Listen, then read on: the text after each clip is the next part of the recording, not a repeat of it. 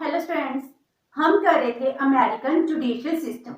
Last session में हमने supreme court की रोल किया, उसकी वीकनेसेस की, एंड आज हम करेंगे एक बहुत ही इम्पोर्टेंट क्वेश्चन जिसको कहते हैं जुडिशियल रिव्यू, जो अमेरिका के कॉन्स्टिट्यूशन की बहुत ही सुप्रीम फीचर बन चुकी है। ऑल्दो ये कॉन्स्टिट्यूशन में नहीं डिफाइन किया गया था, लेकिन 1803 में एक आर्टिकल ऐड कर जुडिशियल रिव्यू है इसको ऐड किया गया था। तो जुडिशियल रिव्यू जो आज के टाइम में बहुत सारे कंट्रीज की इंपॉर्टेंट फीचर है, जुडिशरी की एक पावर है, वो होती क्या है, इसका meaning, origin, need, scope and importance करेंगे। जो जुडिशियल रिव्यू है इसका जन्म कहाँ हुआ था, इसका ओरिजिन भी अमेरिका में हुआ था। जुडिशियल रिव्यू, इंडिया भी अपनी जुडिशरी को जुडिशियल रिव्यू की पावर देता है। तो ये पावर क्या है, इस पावर के थ्रू जो जुडिशरी है वो कॉन्स्टिट्यूशन को प्रोटेक्ट करने के लिए जो कांग्रेस है, लेजिस्लेचर है या फिर एग्जीक्यूटिव ऑर्डर्स है, प्रेसिडेंट के द्वारा कोई भी ऑर्डिनेंस है वो इशू किया जाता है, उसको नल एंड वाइड डिक्लेयर कर सकती है, उसको अनकॉन्स्टिट्यूशनल डिक्लेयर कर सकती है। तो इसका मीनिंग क्या है, important characteristics of American judiciary system which is created by the Supreme Court of America। तो ये फीचर अमेरिका की सुप्रीम कोर्ट के द्वारा ही क्रिएट की गई फीचर है।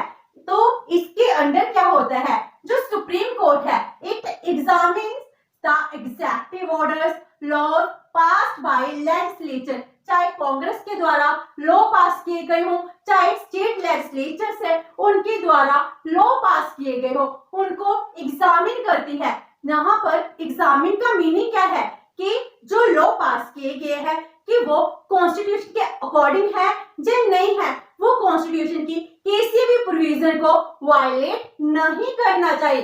तो इस तरह सुप्रीम कोर्ट क्या करती है, क्लोजली एग्जामिन करती है सभी लॉज को, और अगर उसको लगता है कोई भी लॉ पास किया गया है वो लॉ कॉन्स्टिट्यूशन के अकॉर्डिंग नहीं है, तो जो जुडिशरी है इसको ये पावर है कि वो उस लॉ को नल एंड वाइड डिक्लेयर कर सकती है। इस तरह सुप्रीम कोर्ट रिजेक्ट कर सकती है ऐसे law which are not accordance with constitution. तो ये जुडिशियल रिव्यू का मीनिंग है, जिसमें जो देश की सुप्रीम कोर्ट है उसको पावर दी जाती है कि वो देश की सिटीजन्स हैं उनके राइट्स को, लिबर्टीज को प्रोटेक्ट करे, जो गवर्नमेंट्स हैं वो डिक्टेटरशिप में कन्वर्ट ना हो जाए, कॉन्स्टिट्यूशन को अच्छे से इंटरप्रेट करना, उसकी फाइनल एक्सप्लेनेशन देना, प्रोटेक्ट करना, इसके लिए जुडिशियल रिव्यू होता है। इस पावर से जो जुडिशरी है वो सुप्रीम बन जाती है, इंडिपेंडेंट बन जाती है, जिससे डेमोक्रेसी सक्सेसफुली वर्क करती है। तो जो जुडिशियल रिव्यू है इसको डेमक एंड डेमक इन्होंने कैसे डिफाइन किया है, वो कहते हैं when the supreme court of United States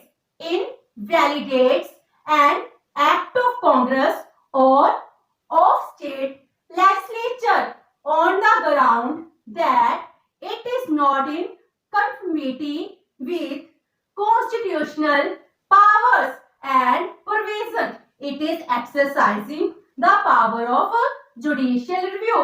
इसका मीनिंग क्या बना, जब सुप्रीम कोर्ट है वो देखती है जो कांग्रेस और स्टेट लेजिस्लेचर है उनके द्वारा जो लॉ पास किया गया है वो कॉन्स्टिट्यूशनल पावर और प्रोविजन के अकॉर्डिंग नहीं है, तो उसको जब नल एंड वाइड डिक्लेयर करती है तो वो अपनी कौन सी पावर यूज करती है, जुडिशियल रिव्यू की पावर है, इसको ही यूज करती है। तो जुडिशियल रिव्यू की पावर जो अमेरिका में क्रिएट की गई थी, आज के टाइम में वर्ल्ड की बहुत सारी कंट्रीज हैं इस पावर को यूज करती हैं, और इंडिया भी इनमें से एक है जो जुडिशियल रिव्यू की पावर को यूज करता है। जैसे ब्रिटिश में एक फीचर है रूल ऑफ लॉ, वैसे अमेरिका की सबसे इंपॉर्टेंट फीचर क्या बन गया, जुडिशियल रिव्यू। तो इसका मीनिंग था और definition, now, origin and need of the judicial review.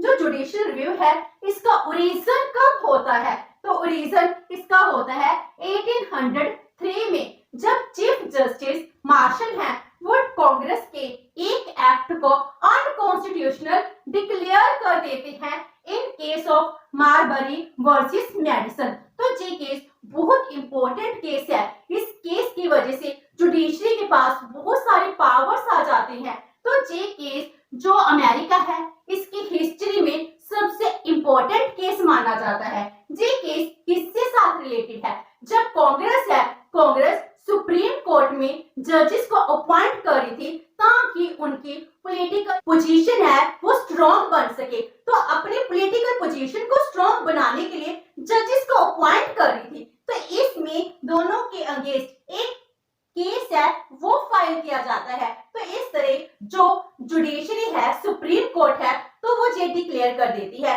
कि जो कॉन्स्टिट्यूशन है, कॉन्स्टिट्यूशन में कांग्रेस अननेसेसरी इंटरफेरेंस नहीं कर सकती और जो जुडिशरी का ओरिजिनल जुडिक्शन है इसमें चेंजेस नहीं कर सकती। इसकी पावर कांग्रेस को नहीं दी गई है। तो इस तरह वो सबसे सुप्रीम बन जाती है। जुडिशियल रिव्यू है इसको फर्स्ट टाइम यूज करती है। उस टाइम के जो प्रेसिडेंट है वो ऑब्जेक्शन क्रिएट करते हैं, लेकिन फिर भी आज के टाइम में ये एक्सेप्ट किया गया है कि जुडिशरी सबसे इंपॉर्टेंट है। तो ये जुडिशियल रिव्यू है इस पावर को भी यूज कर सकती है। जो जुडिशियल रिव्यू है आज के टाइम में इसकी जरूरत बहुत ज्यादा इंक्रीज हो चुकी है, क्योंकि जो जुडिशरी है ये क्या करती है, कॉन्स्टिट्यूशन को प्रोटेक्ट करती है। कॉन्स्टिट्यूशन के प्रोटेक्शन के लिए, इंटरप्रेशन के लिए, कॉन्स्टिट्यूशन को इंटरप्रेट कौन करता है? जुडिशरी करती है।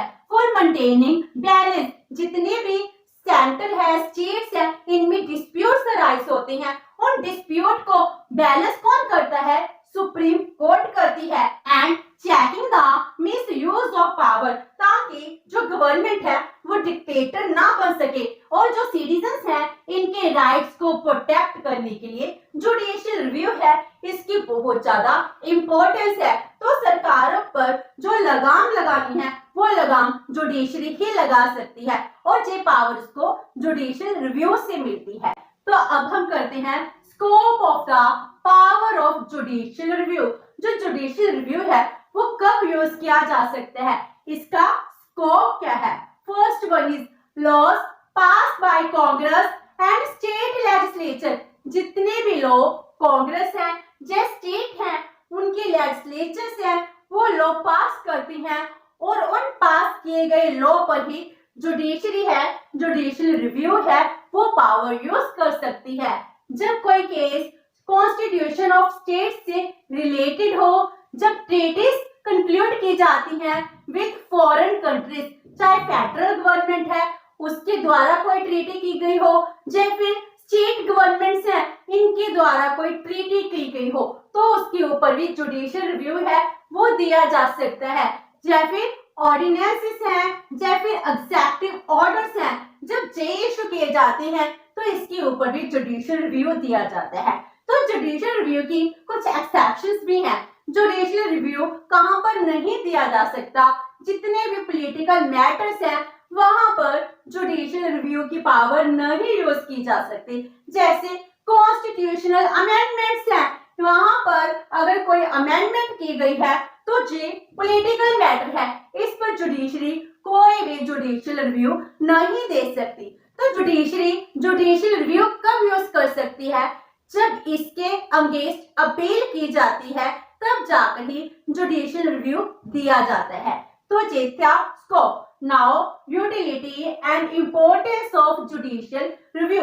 जो जुडिशरी है जिसकी जो पावर है जुडिशियल रिव्यू, इसकी इंपॉर्टेंस क्या है? ये क्वेश्चन शॉर्ट क्वेश्चन के लिए बहुत इंपॉर्टेंट है। तो इसकी इंपॉर्टेंस क्या है?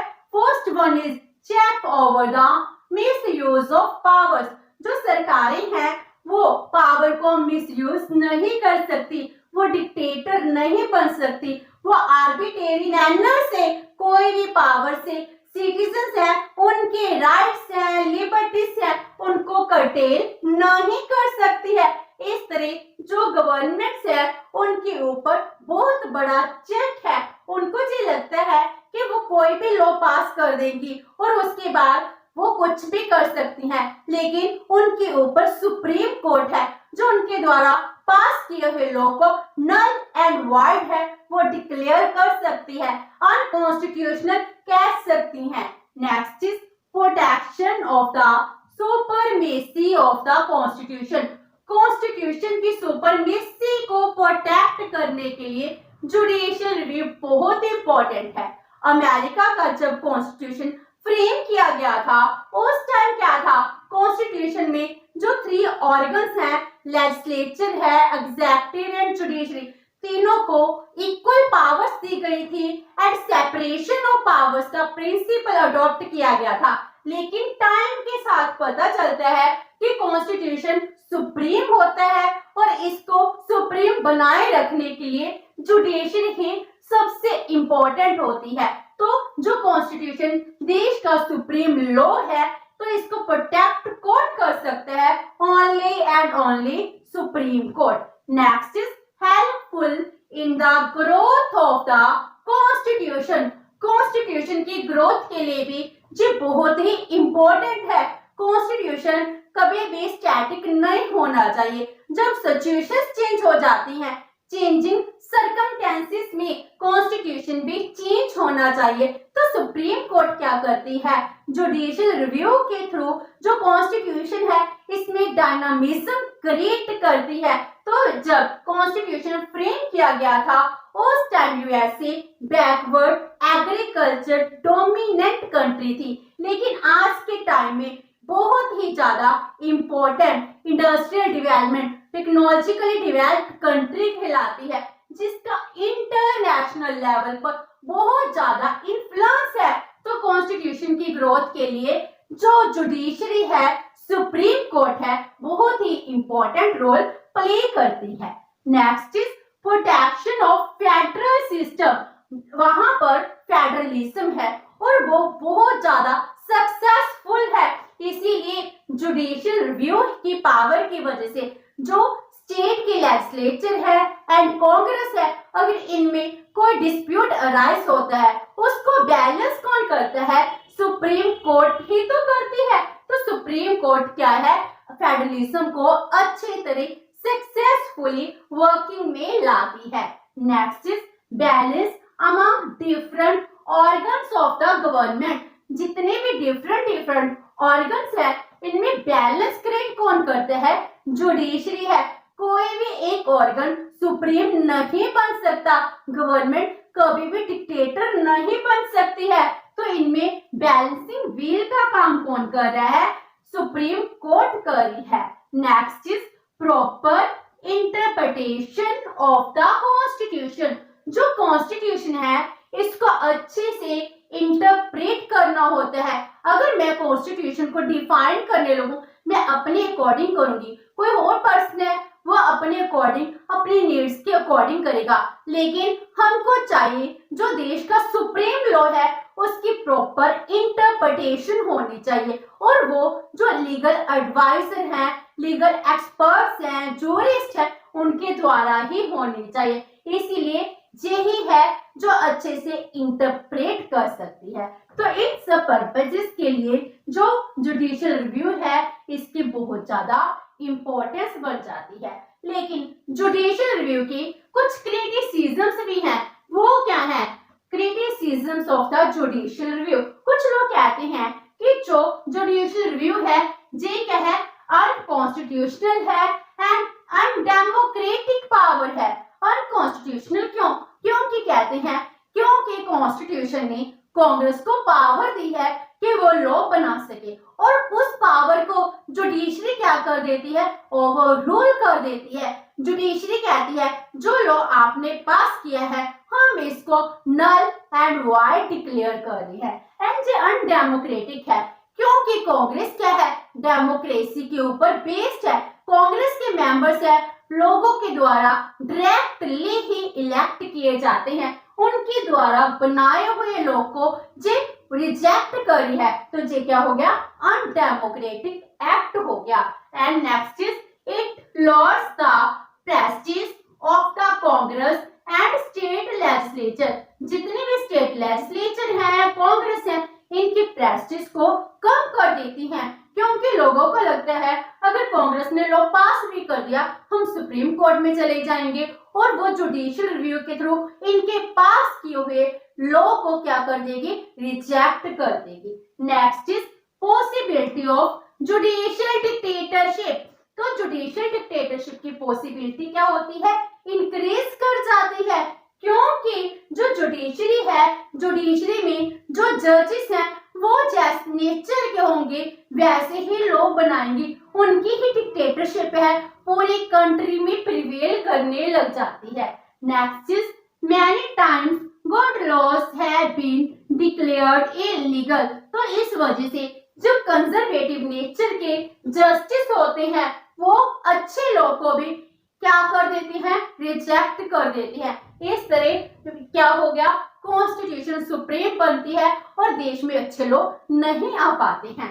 तो इस तरह जुडिशियल रिव्यू के कुछ क्रिटिसिज्म भी हैं, लेकिन इन क्रिटिसिज्म की इतनी वैल्यू नहीं है जितनी जुडिशियल रिव्यू की इम्पोर्टेंस है, क्योंकि आज के टाइम में इन रियलिटी लोगों को प्रोटेक्ट करने के लिए, कॉन्स्टिट्यूशन को सुप्रीम बनाए रखने के लिए जुडिशरी के पास जुडिशियल रिव्यू है, इसकी पावर का होना बहुत जरूरी है। अगर जुडिशियल रिव्यू सच में ही इतना इम्पोर्टेंट है तभी तो देश के लोग हैं इसको एक्सेप्ट करते हैं, तभी तो आज के टाइम में जितनी भी सॉवरेन स्टेट्स हैं, डेमोक्रेटिक स्टेट्स हैं, वो चाहती हैं कि उनकी कंट्री में भी जुडिशरी के पास जुडिशियल रिव्यू की पावर होनी जरूरी है। तो विद दिस हमारा अमेरिकन जुडिशरी सिस्टम है जो कंप्लीट होता है। होप कि आपको ये सेशन अच्छा लगा होगा।